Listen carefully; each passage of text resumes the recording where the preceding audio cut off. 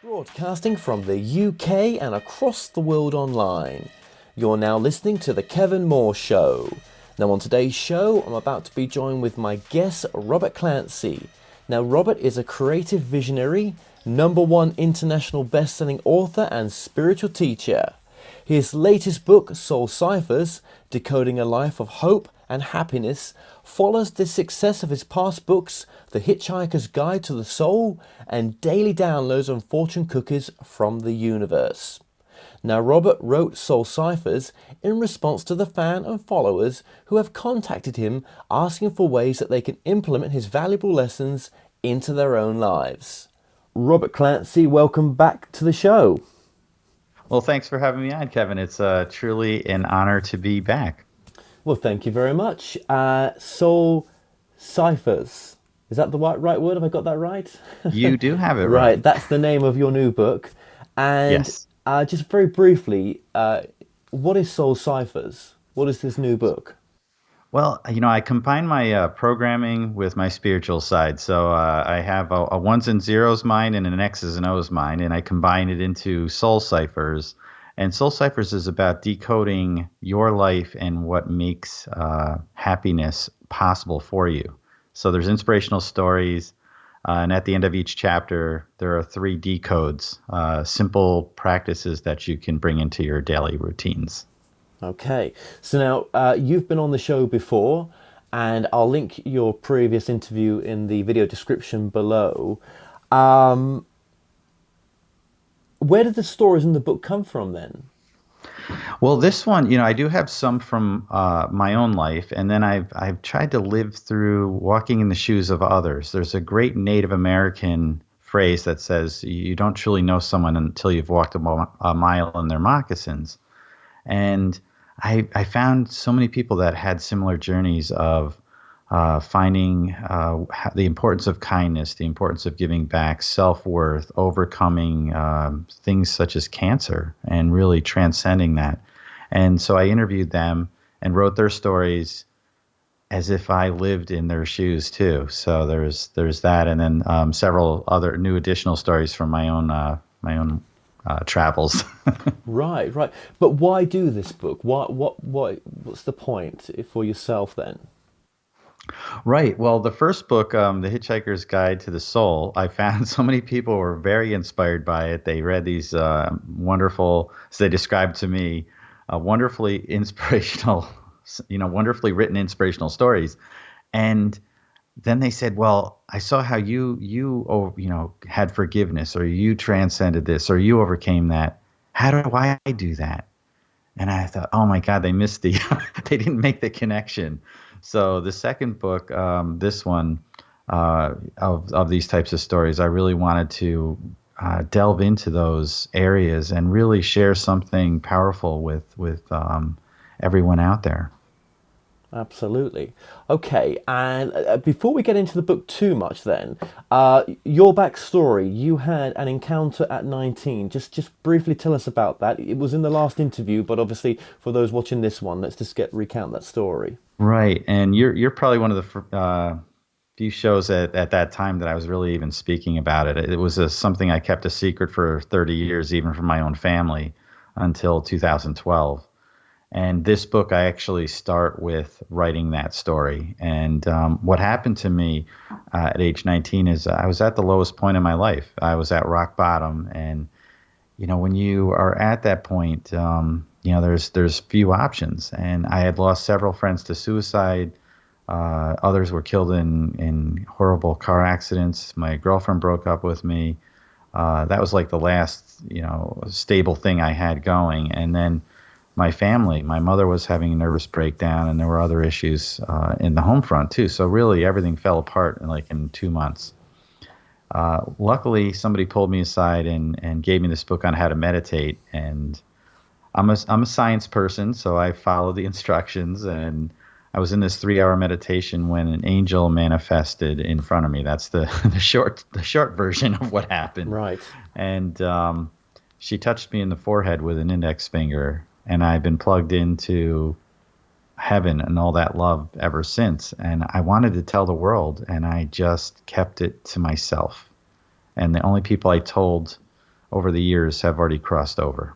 Well, what happened in that story as well? What In the was? the story that I wrote in the book, and actually it was the night that I told my father, the night my mother was going to pass away, and it was on Mother's Day, and he had a stroke. He'd been in World War II.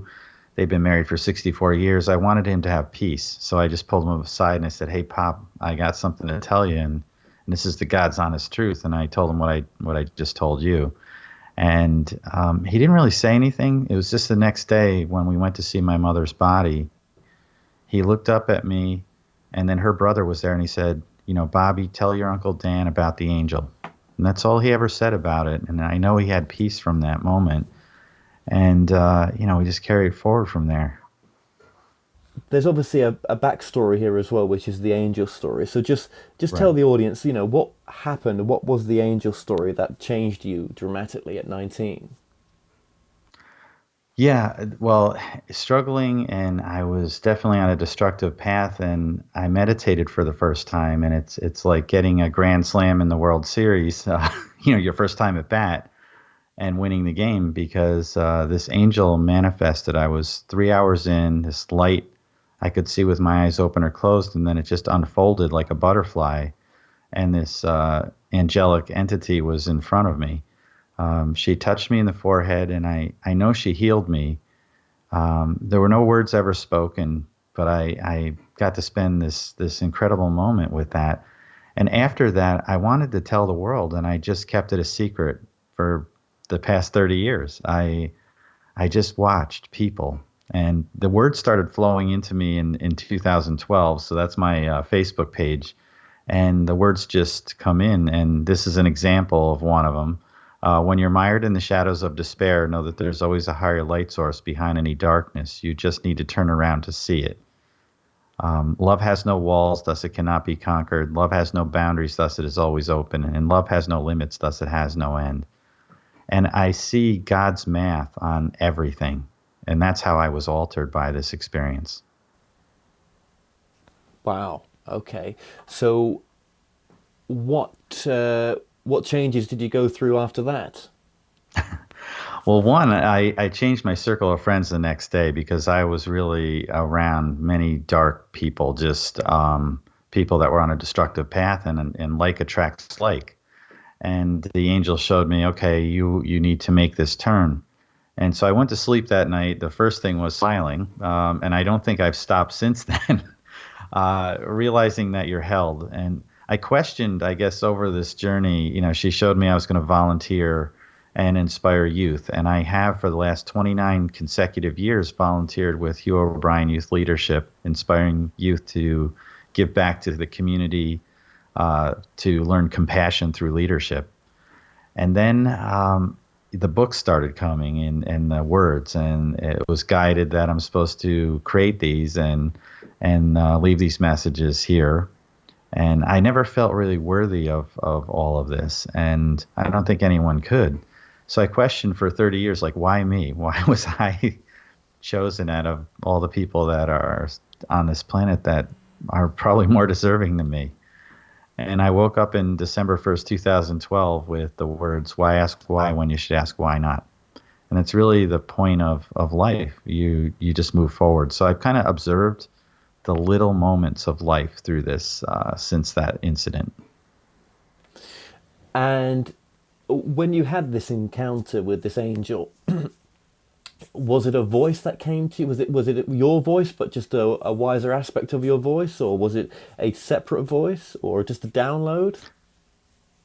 Yeah, there some of it's visual, and I can't really say that I don't hear a separate voice in the sense that it's not my own. It's like an enhanced version of it, and I just wake up with sometimes just visuals. A lot of it, all the words are stored as pictures in my mind, almost like a slideshow.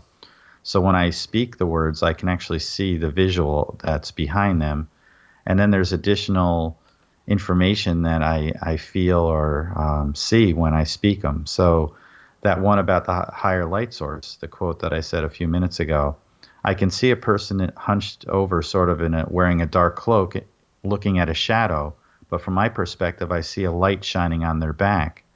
and they just need to step out of that shadow to be back in the light. So when you're in that grief or despair, there's a light that surrounds even the darkness, and that's why the light always wins the battle with the darkness. So I see all of that information in that quote, in those simple words. There's a bigger picture, a bigger message. But yeah, to answer your question, I hear my, it's probably my voice, but it's sometimes it's like a download, and that's what I call them. My downloads are fortune cookies from the universe, because I just wake up and they're already pre-written. Wow. Um, yeah. So when you wake up, then you're constantly getting these downloads every day. Yeah, and whenever I want them or see them, but for from 2012 for consecutive years, it was every single day at least one, and now it's moved on to now you have workshops or different things. So it's information, or my intuitive part has increased, and I'm so analytical that I constantly analyze what's going on. I'm a science person, so I'm sitting there thinking, how do I know that? Is that my gut feeling, or is that one of those? And 9 times out of 10, it's one of those, in quotes. Yeah, sure, sure. No, when you say workshops, what does that entail with the downloads in the workshops that you're doing? Well, there's teachings. Some of it's like visuals. So I have this workshop piece that if you draw, like, if you think about vision boards, or life board. And I find that if you draw those with your own hand, it brings in another part of your mind, the creative part of your mind, and the visualizations there. And so I was given to create these absence circles worksheets that, it's what's absent from your life. So what things that you need to bring in, and what things that you need to have absent from your life, what things need to leave. And it can be things that are blocking you from getting to your higher purpose and your life path. So that's one example, but I have just different pieces that I've done and keynote speeches, and I've worked with leadership groups, business groups. So it's all different pieces like that. Okay, okay. So are you daily? Not daily, but if I went to your Facebook page now, would there be a quotes per week that you're still producing? Oh yeah, yeah, they're up there, and I also will pull ones that come back. There was one today about grief, that was, I think, 2015, so it came up in my feed that people were commenting on it, just being out there. But most of them are regarding unconditional love, peace, gratitude, well, forgiveness, different concepts like that, compassion for others, making a difference, self-worth. So I just put up whatever I feel that day, and I've had some incredible messages come from people from around the world. Some people said, I was planning on committing suicide today, and I read what you wrote, and I changed my mind. And I felt, what if I didn't take the effort to put those out there? There would be a family without a mother today, or somebody missing a son or daughter. So it's almost like a responsibility to continue putting these positive ripples out. Yeah, yeah, absolutely. And well, thank you for what you're doing there. And do you think that connections with you all the time? If you wanted it to be, do you think you're able to tap into where that download is coming from? Yes, I kind of chuckle about it, because I think when I was touched in the forehead, I've been plugged into heaven ever since then. And when I close my eyes at night, I'm in a meditative state already. So I would assume, from my science side, that I must be walking in sort of a semi meditative state all the time. Right, right. Do you think you could speak to it now? Is it there now? I don't know. It just comes in when it's needed. I just channel. I mean, this whole interview is just guided whatever comes into my mind. So it's like happening like right in the split second as we're speaking. So Yeah. there's I don't. It's not that I just go channel words, but I can see things like for instance, a fire extinguisher can inspire me. The word pressure might be on it, and the words would be, when you feel the weight of the world upon you, know that love will hold up anything as long as your faith does too. Yeah. Yeah. Okay. Have you experimented with trying to talk to it, with asking it a questions or? Yes. Well, when I go to sleep, sometimes I'll ask some questions, and I asked, "What is a halo?" For instance, why do we draw those on angels and or religious art? Like, where did that come from, and why a circle like that? What's the point? And I woke up with this circle with a perfect triangle in the middle of it with the symbol pi, and today is Pi Day, so it's pretty appropriate to talk about this one. Well, the math of pi is in that circle, as we know, and it's an infinite number that never repeats. But it's a closed shape, so how is that possible? It's like infinitely impossible and infinitely possible at the same time. And what I got from that was the triangle is the three, which in many religions you have, like in Christianity, you have the Father, Son, Holy Ghost.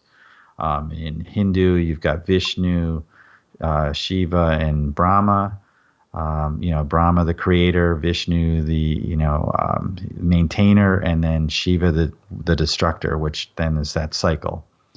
And it's a model of the universe. So the halo is a representation of the universe, which is a large globe in one sense. And it's ever expanding, but it's also finite, but it's also infinite. And when you draw a halo above someone, it means that they are directly connected to source. And that's what I woke up with. So in answer to your question, when I asked that question, that's what I got. Right. Okay. Okay. So pretty mind blowing. And I'm going, what the? When I wake up and it's like all that information's just sitting there. Well, yeah, yeah, and I just think you've got a fascinating connection there. You say that you channel it, and I wonder if even with when you saw that angel, I mean, was that a human word you were using for something that you really didn't understand what you were looking at? Right. And what I got, there were no words ever spoken, so there was no sound or anything. It was all, the first thing I said to the entity was, after I said, "Oh my God," was, "What are we doing here?" And I thought, "Can you read minds?" And she did respond to that and started smiling and nodded. And then everything was communicated through pictures and thoughts. So I just, it was almost like somebody opens up your mind, puts stuff in, and it's already there, and it's instant. Um, she told me that the form that she chose was something that I would respond to, but they don't normally look like that. But it would look like a Greek Ah, statue, which it was a I love form Greek architecture. that you would respond to. Now that makes sense. So again, this could have what this really is. We maybe when what is it? Do you know what I mean? It's Right. undefinable. It's always been. Is it an aspect of ourself that's coming through at a time when we need it to come through to help us get onto our next path that's available to us? Uh, there's so many words for what it can be. This could be, and I've always felt that our understanding of what angels really are, it's not even what it is. Right. Not even what it is. They're just made out of pure light or love, and it's what holds the very fabric of the universe together. And I would just picture, if I was to draw what we would see if we could see one with our eyes, it would just be a ball of light, like a sphere, because it would have to replicate what the universe looks like because they're part of it. Yeah, and I suppose without getting too deep, yeah, if it's bringing through loving information like that, then who cares really what it is? And to try to define it, as long as that definition works for yourself, then that's all that matters. Right, and it's always been positive. So I know some people might question, how do you know that was, one of God's messengers or on the religious side of things? And I've only ever seen or received the most beautiful, positive Yeah. outlook, the words and messages. So I'm just going to share those, and it hopefully it makes a difference in the world. Absolutely. But even God is, dog spelled backwards. It's just words. It's just Right. words. I mean, w- the stories that we make up of what this is have to be the stories that we work for us, don't they? I mean, it's whatever story works for you of what you think the nature of the reality is. That's great. I don't just to say there's one defining truth. I don't know so Hmm. much. I don't know. Yeah, there's only one ultimate truth, and we're all going to get it once we cross over. That's What, when what if you there know for wasn't? sure. What if there wasn't one ultimate truth? What if there wasn't? Would it Yeah. even matter? But I mean, to be, are we addicted to saying, well, there must be one defining truth? But what if there wasn't? Yeah, it's almost that there's just this for me one voice of love that we all can connect with, and that's something that you can get your head around Well, in this plane of Earth and your life. That that does matter, that's for and there is sure. something there. That's for sure. I mean, love is the only answer in any situation, isn't it? Right. And you never have any questions when that's the answer. No, no, and maybe that is God. But then again, I think the word God is just so limited. Hmm. So but that's only my opinion. Maybe for others it works perfectly. Well, no, it makes sense because we only have a certain tool set that we can work with, and there's things that we can't even understand because the brain just doesn't have the capacity to even visualize it. So it's beyond, and you have scientists that are still, you've got Stephen Hawking who passed away today, and he's trying to define, he spent his entire life, what is the universe and the math behind it and how vast it is. And there's things that make sense and things that don't make sense in that sense. Well, So did he it's ever really come up with a theory of everything? I don't think he did he? right. That's what he spent his whole life doing. And he thought every day that I've lived past, that has been a bonus. It's been a gift Yes, in that because he should yes. have passed when he was like in his 20s. And so he thought, what am I going to do with this gift? And that's what he did. Yes, that's right. Yes, absolutely. But would he have been into spirituality? Probably not. Hmm. Maybe privately on the last few moments of his breath that he took, with maybe then it was some aha moment. But I mean, I'm sure if I'd interviewed him, if Yeah. people have, I don't think he would have been into spirit. He never thought that we were consciousness having a human experience. Right. But he was also looking at the math behind everything too, and it's all in there. So Well, that's true. there's divinity in the math. So it's there. That is true. That is true. So going back to your book as well. So each chapter in your book concludes with decodes. Is that right? The decodes, yes. Yep. And the decodes. Do you want to just share a few of them with us? And why did you put it in decodes again? Just remind us. Yeah, well, Soul Ciphers, I'm a programmer, so it's almost like you've got to figure out your own life path. And each of us have this directive, like why are we here? And what is our purpose in this plane? And when you decode pieces of that, the bigger picture becomes available. So we never see the great picture God paints for us because we're always standing on the canvas, but if we can decipher what's in front of us and what's around us, it makes more sense. The world does anyway. And you start to see the bigger picture because you got a few of the puzzle pieces. So that's why I put these decodes. But also, people who read the stories wanted simple things to put into practice. And so this is one of them. So it's on the chapter that I have called Balance. And at the end, so there's a story about how to bring balance to your life. And then I have the decodes. So one is take balance breaks. There are two kinds of balance breaks you can add to your daily routine. First, reflect upon how deeply love has impacted your life in positive ways. In the morning, practice gratitude and an affirmation for all of your blessings. This could be the first time that you understood what kindness or something recent as simple as a smile that was shared with you. And then write these gratitudes down in a journal. The second one is adapt to change. That's the directive of life. Everything changes, and even when there's seemingly negative events, They're always wrapped with something positive or beneficial, even if we can't recognize it initially. The seeds for something new are always planted in what came before. Your challenge is to take life and those changes in stride and adapt with positivity. And then the other third one in that chapter is release mistakes. We're all human and we're all souls surrounded in their humanity. And yes, we make mistakes. There's a popular quote by Alexander Pope that says it best. To err is human. But the quote also has an even more important second part that's often left off. To forgive is divine. So forgiveness starts with yourself. And that's how I do the decodes. Okay, wow. And that's very powerful as well, what you said there. Forgiveness starts with ourselves, because sometimes there's Yes. things that we feel that we've done towards others that is unforgiving sometimes, and actually it is Right. all is forgiven, isn't it, in some respects? Is it not?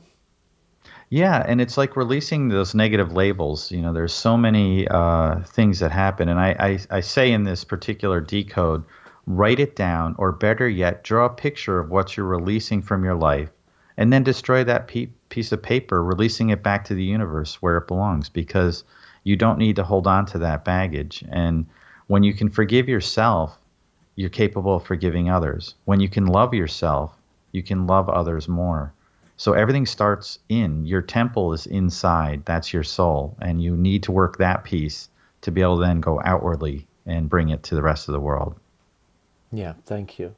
And we've probably covered this, but just to say, you sort of dealt with the loss of family members, as you've said in the interview previously, Yes. or earlier on.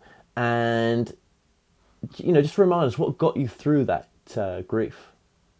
Yeah, and it happened actually since the last interview. A few more things have happened. There's both my parents in recent years, both my parents crossed over.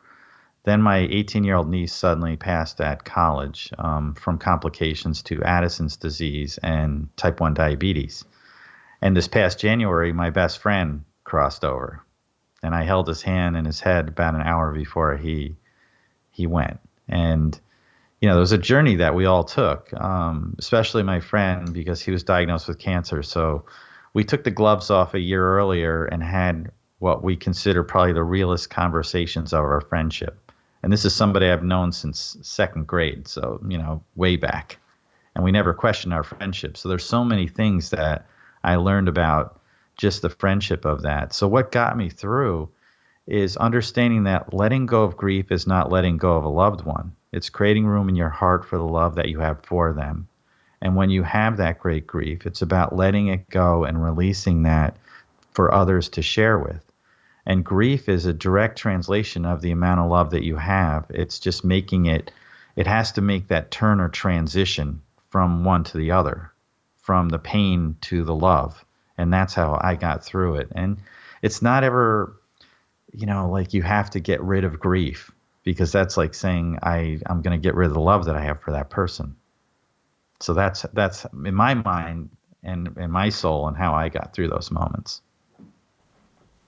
Yeah, in your book as well, you refer to something called the black box. Just tell us what the black box is.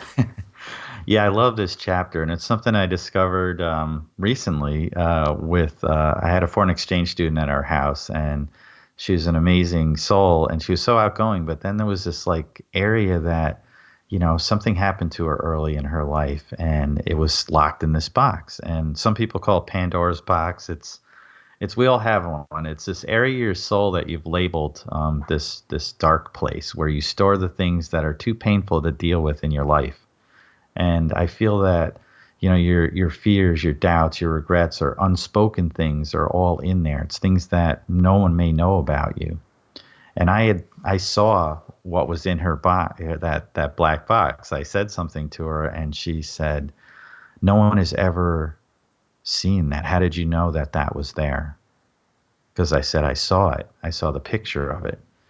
And I said, "So now we know what we need to work on." So she left, and was a radiant diamond when she went back home, and understood that even with the flaws that you still shine.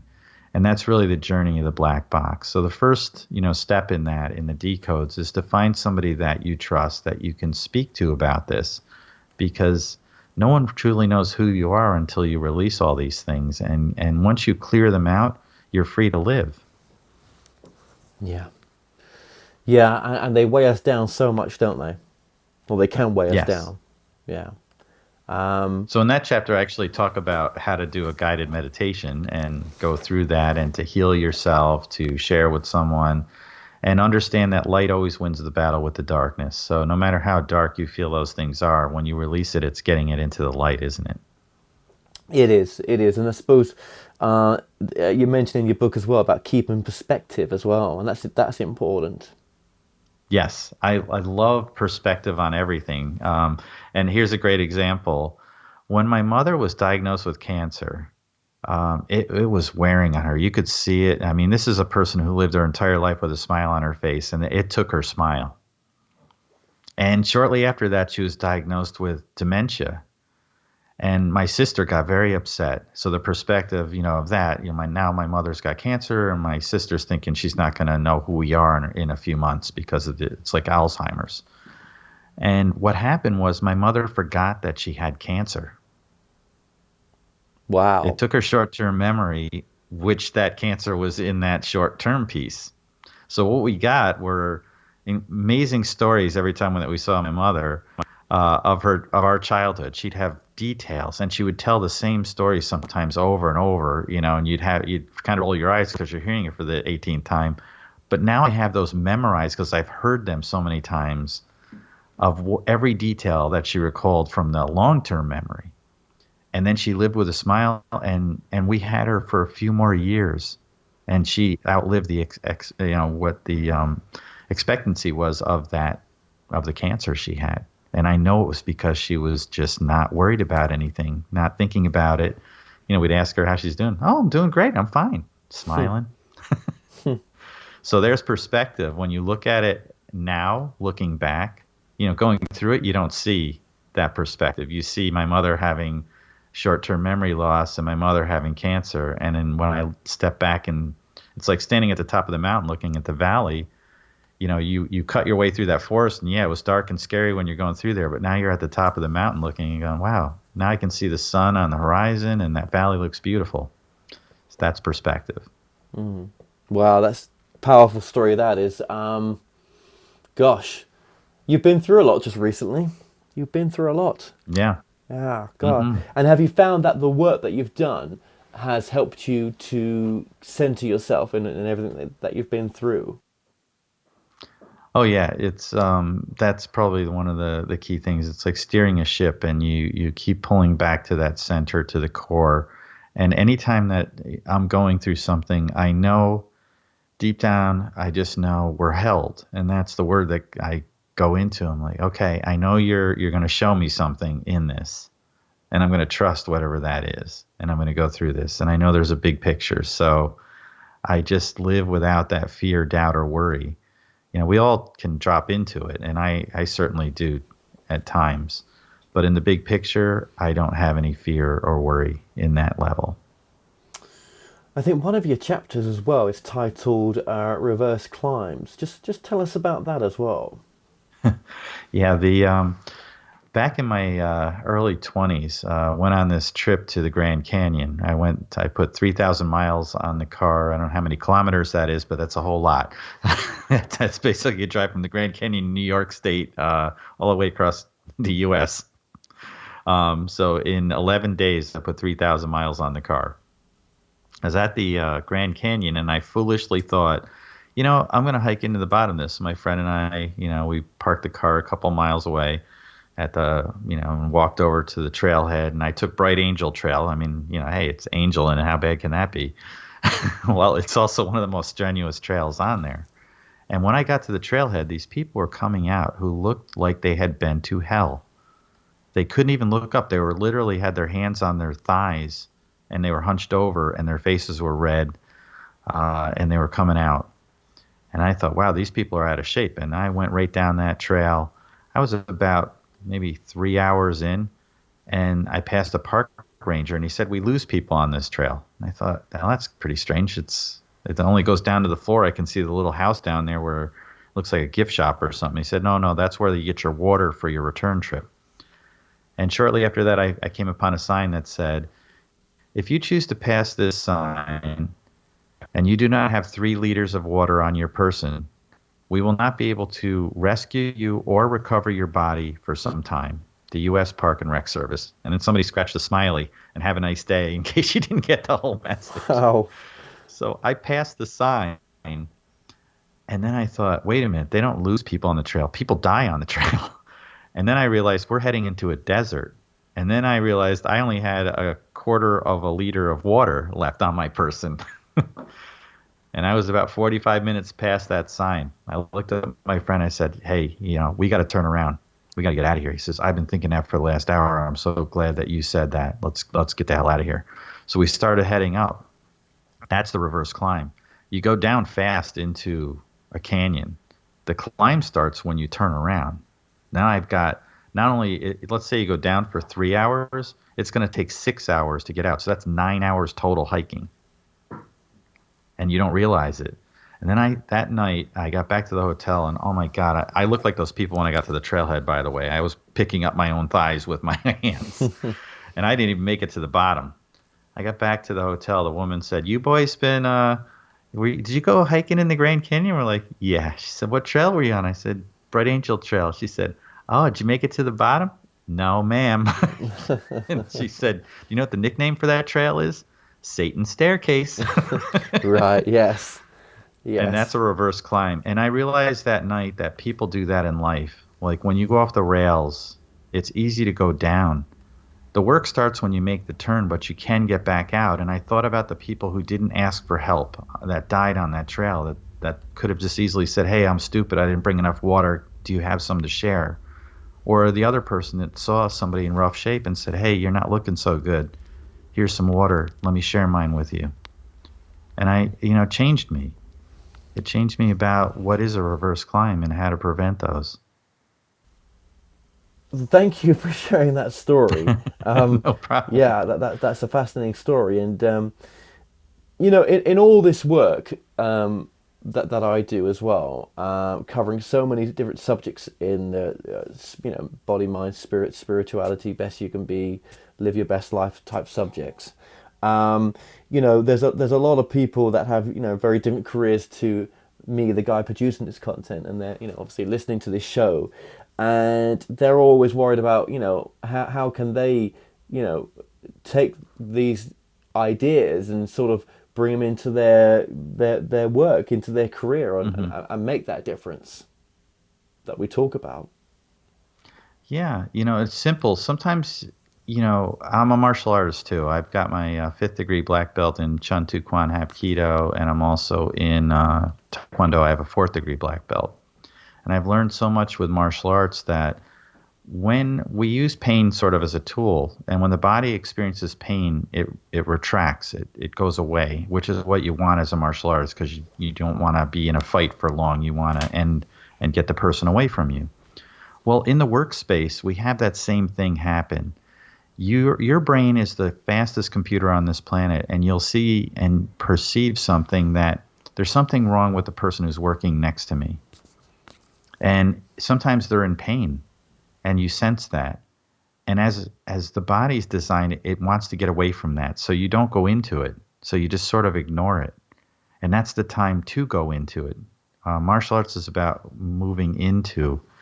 And so when you see somebody that's struggling, sometimes it's just smiling or just saying, hey, I'm here to listen.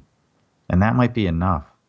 And that's how you can bring some of this, the spirituality, the kindness, the compassion into your workplace.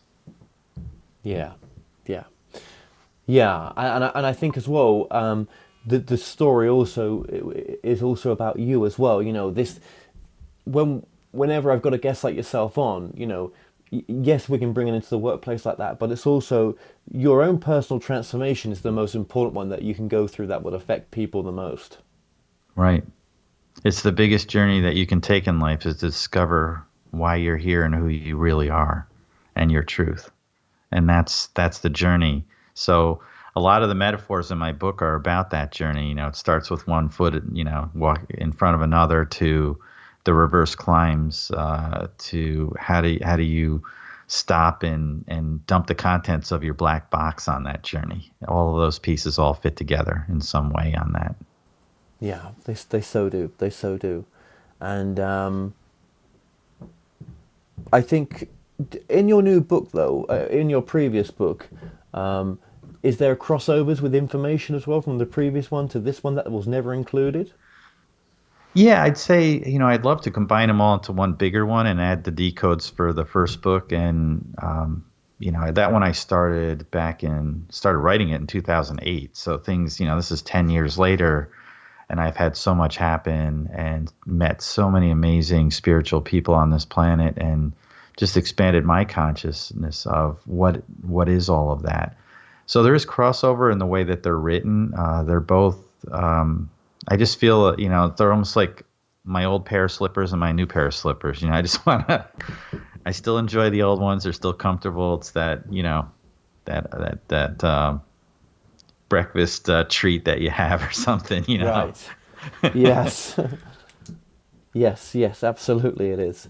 Um, yeah, and I guess as well that it's just very inspiring for you to do this type of work as well. It's this getting these messages out is what keeps you going as well. This is your work. This is what you're Hmm. here to do. Yeah. Correct. Yes, and it is. It's just part of the bigger picture. So yeah, you touched on something. I feel that there's two paths in our life. You have your career and your calling. Your calling is why you're here. Your career is kind of how you maneuver yourself through the systems of working in this world. You can't just there has to be food, or you have to somehow do something to get that, whether you're going to grow it yourself or you're going to get a job and pay for it at the grocery store. So that's your career path. And when you can intertwine them like DNA, and they're all going, and when you realize they're all working toward the same direction and how to work both of them together, that's kind of what I'm doing now. I'm following both paths are sort of aligned, and they're in their own space, but it's like the DNA, the two halves of the strand, and there's connections between them that you just keep making. Yeah, this is what I was trying to get to as well. Yeah, the calling and the career. It's some we talk about passion, we talk about calling, we talk about career. I suppose calling the same as passion. It can be, but your calling is almost like that external voice that you mentioned. Something else. It's where are you going with this? And for me, it's legacy. It's what you leave behind, because we're only all here for a short time. And I had this discussion with my friend who passed back in January. I said, I don't know if I'm going to get in a car accident tomorrow, and you'll be here for another year. But I saw that the pain was written on his face, and worse yet, I saw it written on his family, his kids and his wife, and just carrying that. And at the end, I had this discussion with him. I said, they need to see their dad fight this. They need to see who you are and what you're going to leave behind. So your legacy is in them. That's how you carry on. And he continued to volunteer until the cancer took his ability to walk. And he didn't even tell us he was in the hospital. I drove down to Philadelphia. It's about a 4-hour drive from where I am. I walk in the room not knowing what to expect, and he's there, and he said, "Hey, how are you?" Smiling. And I just stopped in my tracks, and it was the same old voice I always knew. There was no pain and no fear. And then his wife came in and said, "Yeah, he's having a difficult day, but we're getting through it." And in the last hours of his life, I drove down during the snowstorm, and you're going to a strange hospital. I don't know what floor he's on. I'm parking, going across the gangway to get into the hospital, and I hear this voice yell out my name, and it's his son, and he's smiling ear to ear, and he said, "Dad's upstairs. I can't wait for you to see him." His dad was hours away from passing away, and he was excited and happy for him. And I thought, he did it. He transcended that. He's got the legacy. It's right there, right in his kids. I mean, you mentioned there as well about we've got to be able to provide the food on the table and stuff, but I think more and more people. I mean, okay, everything's of service, isn't it? Everything we do is of service. I mean, I don't know many jobs which are not of service. Hmm. And you know, there is a talk, isn't there, in this community that being of service is the highest thing that you can do. And can we be of service and live our live our purpose as well, and live our passion? And can we do you know, three and have the career as well? Sure. I find it's about balance, but it's also you need to set the GPS on the horizon. So when you're able to set your GPS, and that's where you're going, that higher point. Um, just like when you're driving a car, you might take a wrong turn here or there. But what does the GPS do? It guides you back at some point. So yeah, you might get a more scenic route. Sometimes you may end up lost and have to turn around or do a U-turn, but you're not stuck. You're still moving forward as long as you know where you're going. And that's the key to life. It's setting that higher source of the point and letting everything else kind of guide into that. And it all lines up. You know, our work and our company, my marketing firm, we give back to the community, but we also help companies that are immensely generous and they give back. So we can extend our reach by helping them hit their marketing goals so that they can get more revenue that then can translate giving back more to the community. So it's all that reciprocity that happens in that moment. Yeah, yes, it is. It is. And um, does volunteerism, forget the words, right? Yes. Does that fit into that as well? Yeah, and that's the simplest form. You know, many people are too busy to volunteer, or they say they are because they're constantly working on the other stuff. You know, the career path and putting food on the table and paying the rent, which is all important. But volunteerism can start with your smile. It's the greatest tool that you carry with you every day, and you can use that. And the first smile you should share is one for yourself when you wake up, and that's what I do. I smile when I'm alone because I know I never am. And then I go out and share that with the world. And then, yeah, you can roll up your sleeves and make a difference and do those things if you have the time. But you can certainly brighten someone's day, and that's volunteerism. Anything you do to ease someone else's life. So, obviously, reading your book, then, do you think you can, you know, from what you're doing, you can inspire other people to do the same? Yeah, and actually, I've gotten feedback because I've been doing this for a while, so this isn't my first rodeo out Sure. there. But I've actually had people say they read my book and they went and immediately started sharing smiles, or they went out and volunteered and made this incredible difference and doing things in the community. So that makes me smile, just knowing that I've inspired somebody else to do something, or they start paying attention to the little moments in life. You know, just how a child smiling, or how two people hold hands, or something. Somebody said they saw this amazing thing happen. They were reading my book in an airport, and they saw this amazing act of kindness, and they would have missed it, but they started looking for things, and then they saw it. And if you don't, it's like running through life as if you're running through a museum with your eyes closed. You're going to miss all the beauty that's there. So, what then is an example of something someone listening could do to positively affect, well, a stranger's life, for example? Yeah, it's the first part is listening. Listen, and your heart writes more words than anyone could ever speak. So when you tune in with your heart and tune into that person, and the first part of any time that you involve yourself with a stranger or somebody else that you don't know, or somebody you're meeting, is to be open to the possibilities and open your heart to that. And that's really the key of life. And listen with your heart, not your ears. And what would you say is the most important message of your book?